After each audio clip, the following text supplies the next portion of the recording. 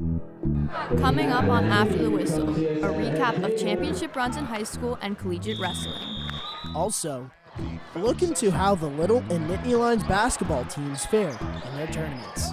And for the first time this spring, we'll show you highlights from baseball and softball. All that and more is coming up After the Whistle starts now.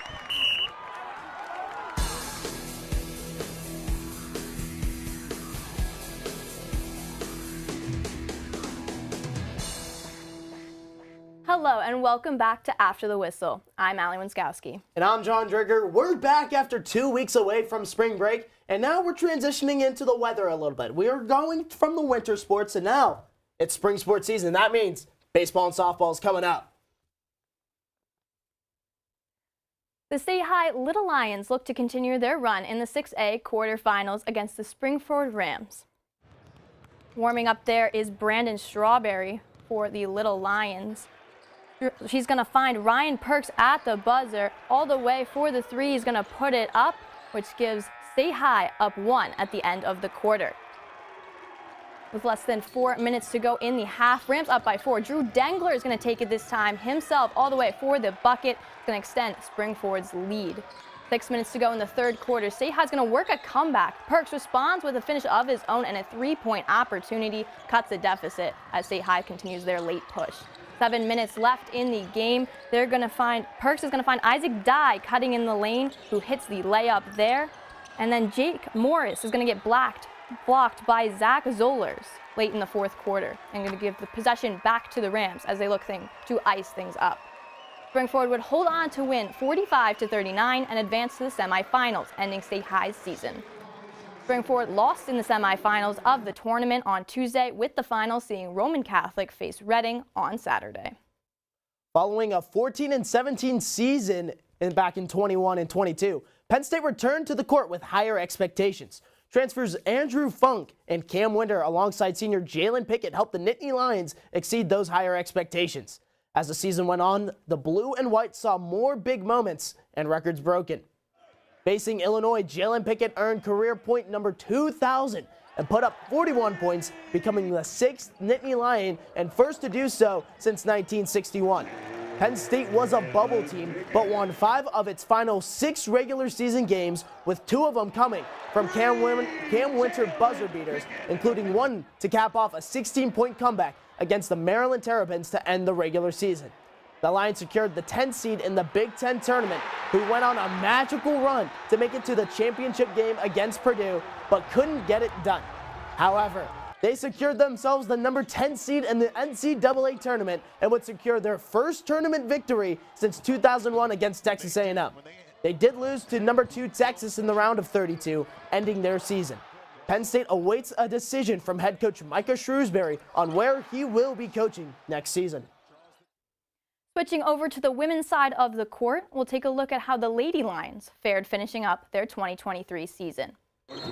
The experienced Penn State Nittany Lions began the season roaring with a 7-game winning streak that continued through the Daytona Beach Invitational.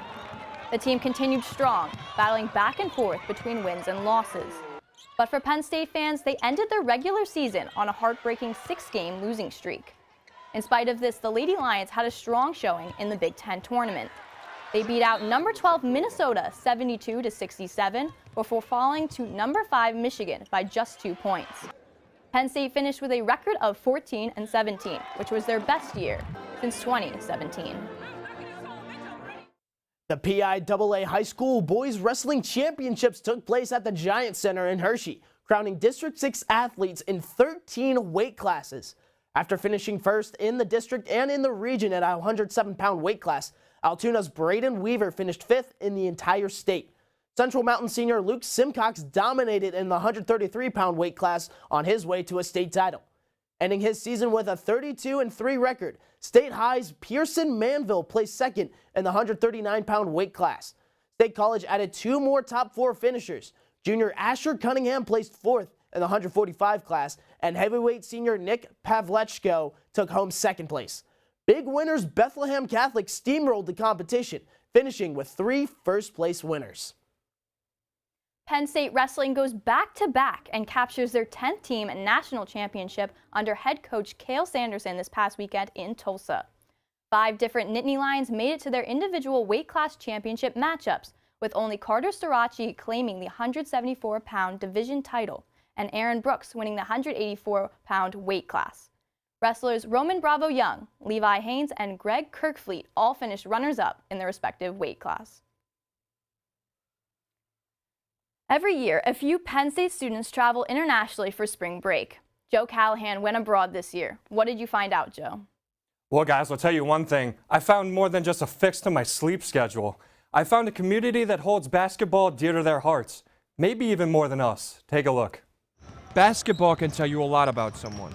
It can also tell you a lot about a community. That's why we've been bringing you coverage of Center County for the past few months. Whether at the high school level, with students eyeing an education, or at the collegiate level, destined for a professional legacy, basketball paints a story. However, to truly understand its impact, we must go somewhere that basketball is rooted in their country, somewhere like Estonia. He was my head coach at my club, and he asked me because here are the best talents in Estonia. So do you want to come here and do 2 trainings in a day? And I was like, yeah, I want to be a basketball player, and I think it's the best for me. Estonians' best young talents compete for Audentes, a prep school. Believe it or not, basketball is not much different than here at home. Maybe a bit more physical. It seems, however, that the players have the same values as kids in the United States. The community, the game itself, it's so advanced. The NBA 3-point shots, it's so nice moving. I played some volleyball in high school too, but it wasn't so interesting. Basketball, it's more interesting, body contacts or like that. That's amazing for me. You may be wondering, why out of all the schools is Audentes where the best players flock to? The answer, who leads them? Head coach Ivar Kusma, Estonians' closest comparison to Michael Jordan. In a modern game, basketball game, everything is important. How to see the court, how to help others, how to play defense, how to play offense. It's not like I'm just a shooter. No, you have to be, all around. Basketball brings the community closer. We've seen that in every team that we've covered here at home. But it was fascinating to see what it means to a country that runs on it. For those itching to know exactly why basketball is so important to Estonia and what makes Ivar Kusma so special, unfortunately, you're going to have to wait. To find that out and much, much more about the country of Estonia, tune in to the Center County Report hour-long special later this spring. You can, however, go to the Lions Roar at psu.org/PSU International to get a sneak peek of our trip right now. All right, thanks, Joe. Can't wait to see all of that. And coming up, a look into how the Little Lions fared in their baseball home opener. Plus, a Penn State softball pitcher reaches a career milestone. For now, take a look at some scores from around District 6 in baseball and softball.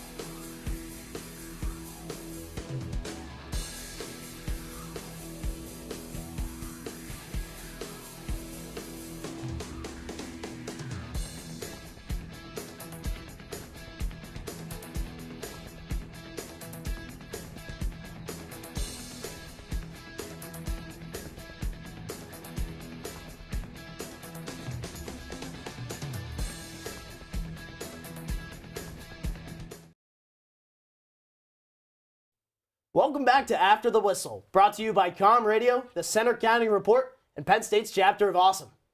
For the first time in After the Whistle, the baseball and softball diamond is making its way into our highlights. So with that, we'll take a look to high school baseball. It was a sunny spring day for some state high baseball as they hosted Central Mountain on their opening day.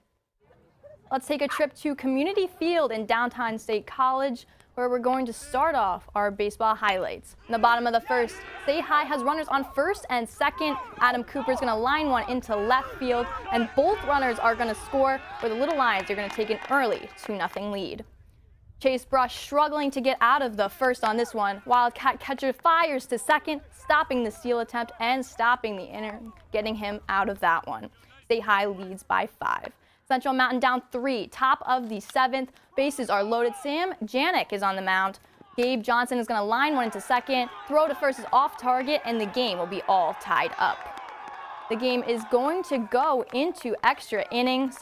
Top of the 8th, Gardner Fravel will line one into left, where Jensen Chestnut can't handle the ball, and 2 runs are going to score.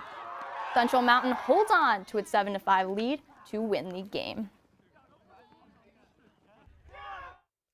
Now from State College High baseball to the Penn State baseball diamond. Let's send it out to Madler Field at LeBron Park for Penn State and baseball. We're going to start off with Jay Harry. He backs away from the plate, allowing Ben Kaler to score on the wild pitch. Nittany Lions heading up there. Now sending it off, Anthony Steele, belting his first home run of the season and just clears the bag. Simple as that. He'll hold up for just a moment before going around the bases, scoring Penn State more runs, 4-1 against Binghamton in the bottom of the 4th. Callahan now sluggering, sending it deep into left field. He gets another home run on the board over the fence. Penn State now leading 5-1 over Binghamton. And after 3 2/3 innings pitched, Ben Demel is going to be replaced after only giving up 1 run as an entire outing on the mound. Ryan Partridge to come in for relief to get the torch pass to him. After that one, after Partridge's outing, it'll go off to Anthony Steele to close out the evening. He goes in stride, puts one up, and a pop-up straight into the outfield, and that would seal the game for the Nittany Lions as they win by a score of 15-1. And with that, Penn State heads into the weekend series still on a high note. And with that, we're going to send it on over to Logan Brandis, who was also at the game covering anything. Logan, what do you have?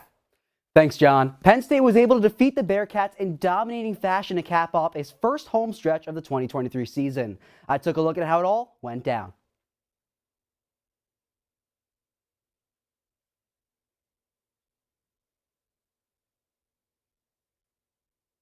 Dollar Dog Night drew in many fans for Penn State's final game before conference play. The Nittany Lions responded with an offensive masterclass. Penn State ended a brisk Tuesday night with a 15-1 win over the Binghamton Bearcats, a run total the Nittany Lions have only topped once this season. The 1 run was the only blemish for starter Ben Demel, who made his first career start. Even after Demel's exit, the offense continued to strike, which included some big-time blasts. If I had a hot dog for every home run that Penn State hit on Dollar Dog Night, I'd have 2 hot dogs, with Anthony Steele hitting a go-ahead 3-run home run in the 4th inning and Kyle Hannon following it up with a solo shot an inning later. It was the first home run of the season for both players, as those added on to a 13-hit day for the offense. That kind of potency throughout the lineup is something manager Rob Cooper hopes to replicate throughout the season. When you look at that lineup 1 through 9 and you have guys coming off the bench like that, you know that you have guys that are going to compete, and you don't have to just rely on 1 or 2 guys. So it's a team effort for sure. A big part of that effort in the win was Anthony Steele, who not only had a 2-hit, 4 RBI day at the plate, but came in as a pitcher in the 9th inning and recorded 2 strikeouts to close out the win.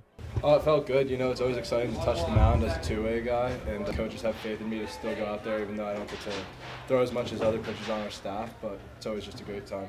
Steele referred to fellow two-way player Shohei Ohtani as his favorite player, and like the Angels superstar, Cooper looked at his play as fun to watch. Did okay. It was kind of got involved in the game a little bit today. Swung it back good. You know, threw 93 at the end of the game. That was fun. The Nittany Lions will now look to use their momentum from Tuesday's win as they shift to the start of Big Ten play. Reporting in studio, I'm Logan Barandis. Penn State's in-state rivals in Pittsburgh came to town on Tuesday in a pitcher's duel. Heading over to Beard Field, Bailey Partial would start for Penn State, with Abby Edwards starting for Pittsburgh. Bottom of the 3rd, Melody Coombs grounds one to Kat Rodriguez, who underhands it to retire the side. Getting out on that one. Top of the 6th, Caitlin Morrison fields and throws to Lexi Black, who makes a stunning split for the out. Moving down to the bottom of the sixth, Coombs ropes one down the third base line all the way to the fence. She's going to go all the way around the bases, sliding into third for an extra base hit. Though Penn State won't be able to score on that one. In extra innings now, Coombs hit once to second and beats out the throw to load the bases for the Nittany Lions. Bases loaded bottom of the eighth, Emily Maddock lines one over to the pitcher's head for an RBI single to win the game and walk it off for Penn State. Penn State defeats Pittsburgh 1-0 to improve to an 18-4 on the season and will take on Iowa for a 3-game series starting on Friday. Pittsburgh will fall to 14-11 on the year and will host Virginia on Friday. The Lions have been known for their explosive offense this season, dominating opponents on both sides of the ball. However, last night proved to be more of a challenge putting the bat on the ball, except for when it mattered. Reporter AJ Sisson was there for this nail-biter between in-state rivals. The Nittany Lions have roared to begin the 2023 softball season, going 17-4 to begin the year. The Pittsburgh Panthers visited Penn State for a weeknight game before the Lions begin Big Ten play this weekend against Iowa. Penn State pitcher Bailey Partial notched her 700th career strikeout in the midst of a gritty but not pretty game, where losing composure can turn the tide. Definitely games like this, they're the most fun to pitch.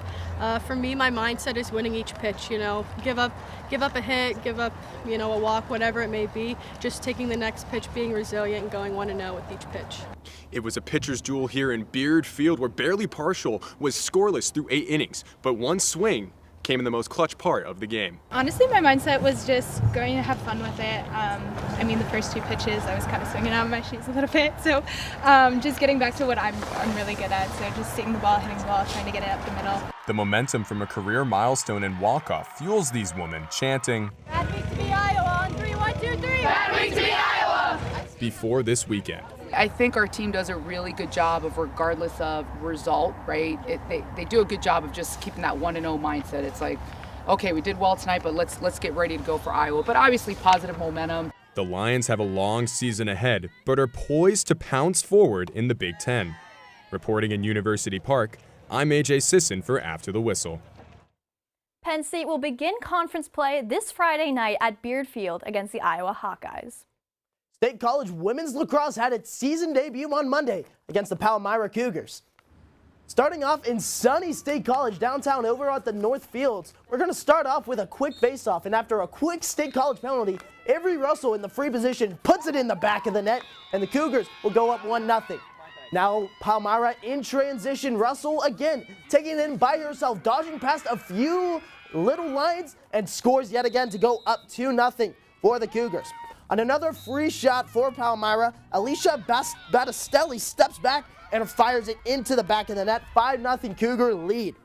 Cougars looking to strike yet again. Morgan Lance bullying her way in and puts it in. Palmyra going up 7-0. Now we're going to transition over to State College looking for a score, and Morgan Corville says no thank you. Makes the big save to keep it up 9-0. Now before the end of the first half, Macy Mitchell puts State College on the board for the first time today. Down 10-1 to Palmyra, but it would not be enough as the Cougars would take down the Little Lions 16-2. Palmyra headed into State College and improved to 2-0 on the season, while State College, they fall to 0-1 on the year and will hit the road to face Hershey High School on Friday. Well, as some team season ends, more teams will be starting up as the calendar flips from winter to spring. We'll have all the spring sports coverage here from around District 6. But until then, I'm John Drager. And I'm Allie Winskowski. Thanks for tuning in, and remember to next Wednesday as well, right here on After the Whistle.